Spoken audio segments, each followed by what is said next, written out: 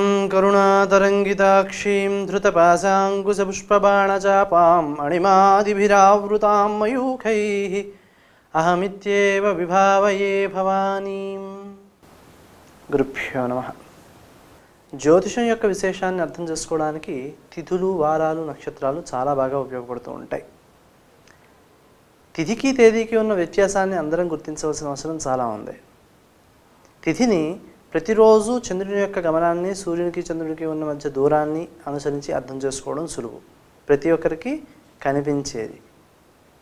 తేదీ విశేషాన్ని చెప్పడానికి ఒక చరిత్రను సృష్టించుకున్నాం కాబట్టి మనకి దానికి ఒక కథ చెప్పుకోవడానికి అవకాశం ఉంది.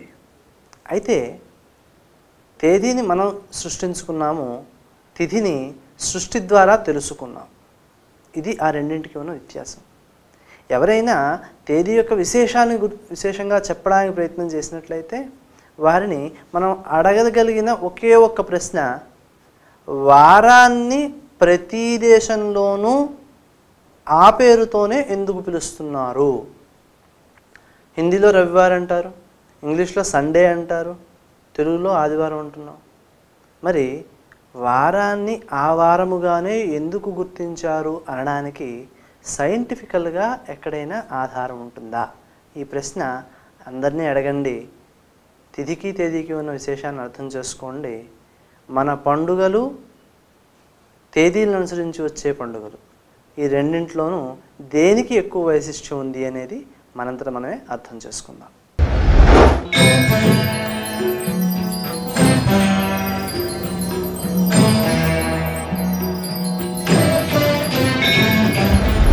వృషభ రాశి.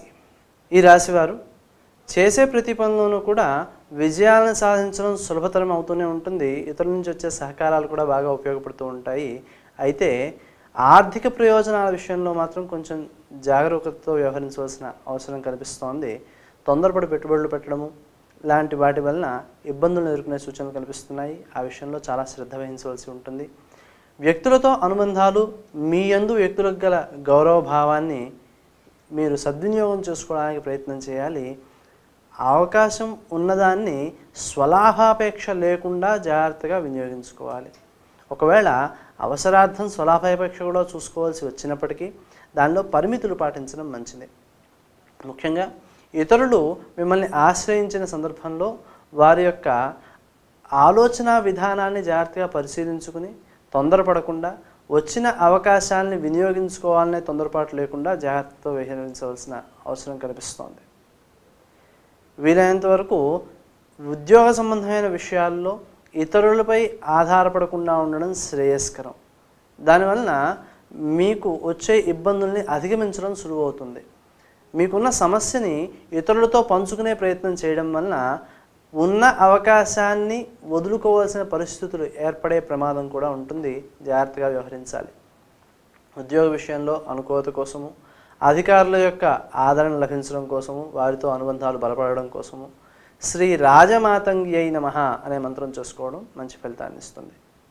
ఇతరులపై ఆధారపడి ఏవైతే పనులను ఏర్పాటు చేసుకుంటారో ఆ పనుల విషయంలో వారి యొక్క అసమర్థత కావచ్చు, లేదా సహకారం చేయడానికి ఎదుటి వాళ్ళకి అవకాశం లేకపోవచ్చు, మొదలైన కారణాలు ఏవైనప్పటికీ మీకు మీరు అనుకున్న పనులు మీ కాలము వృధా అయ్యే సూచనలు కనిపిస్తూ ఉన్నాయి.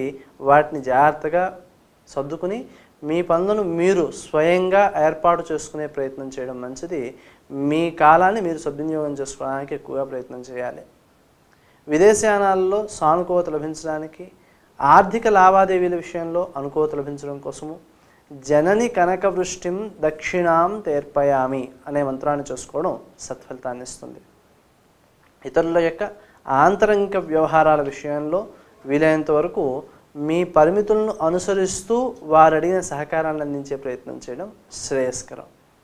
ఇతరులకు సహకరించడం అనే అభిప్రాయంతో మీ స్థాయిని మించి మీరు ముందడుగు వేసినట్లయితే దానివలన నష్టపోయే ప్రమాదం ఎక్కువ ఉంటుంది. మళ్ళీ ఇంకొకరికి సహకరించాలి అన్న సందర్భంలో మీ సామర్థ్యం సరిపోదేమో అనే భావంతో వెనకడుగు వేసే ప్రమాదం ఉంది. కాబట్టి పరిమితులను పాటించడం శ్రేయస్కరం. రాజకీయపరమైన వ్యవహారాల్లో చిన్న చిన్న సమస్యలు ఏర్పడవచ్చు, దాన్ని అధిగమించే ప్రయత్నం చేయాలి. శ్రీ రాజమాతంగి నమః అనే మంత్రం బాగా ఉపయోగపడుతుంది.